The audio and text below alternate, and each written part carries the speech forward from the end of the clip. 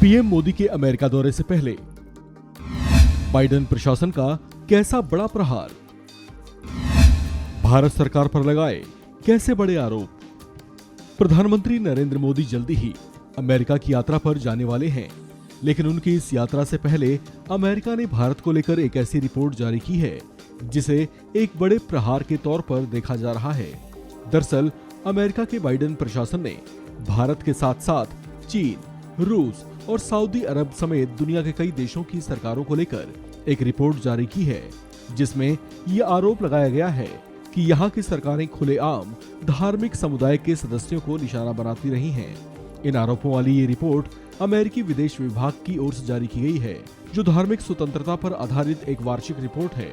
ये अमेरिकी विदेश विभाग की वो रिपोर्ट है जो दुनिया भर के देशों में धार्मिक स्वतंत्रता और उससे जुड़े हालात का डॉक्यूमेंटेशन करती है।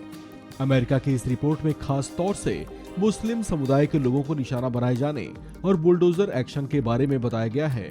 इसके अलावा इस रिपोर्ट में मध्य प्रदेश के खरगोन में मुस्लिम परिवारों के घरों को निशाना बनाए जाने की बात का भी जिक्र किया गया है।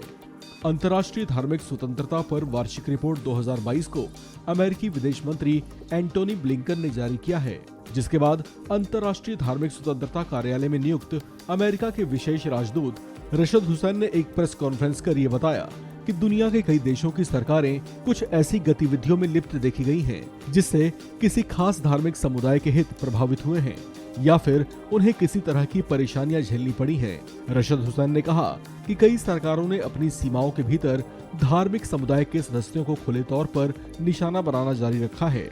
इस रिपोर्ट में करीब 200 देशों और क्षेत्रों के भीतर धार्मिक स्वतंत्रता को लेकर कई तथ्यों का जिक्र किया गया है।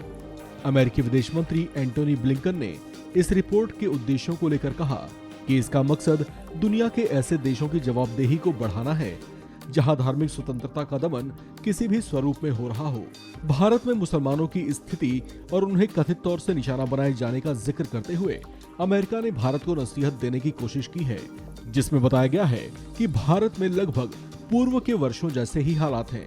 अंतर्राष्ट्रीय धार्मिक स्वतंत्रता कार्यालय में नियुक्त अमेरिका के विशेष राजदूत रशद हुसैन ने कहा कि भारत में हरिद्वार में मुस्लिम समुदाय के खिलाफ घोर नफरती भाषा के मामले निंदा के योग्य हैं। अमेरिका ने भारत को नसीहत देते हुए कहा कि जिस देश में ऐतिहासिक बहुलता हो वहां पर सहिष्णुता की परंपरा को बरकरार रखा जाए। इस खबर में फिलहाल इतना ही। बाकी अपडेट्स के लिए बने रहिए वन इंडिया हिंदी के साथ।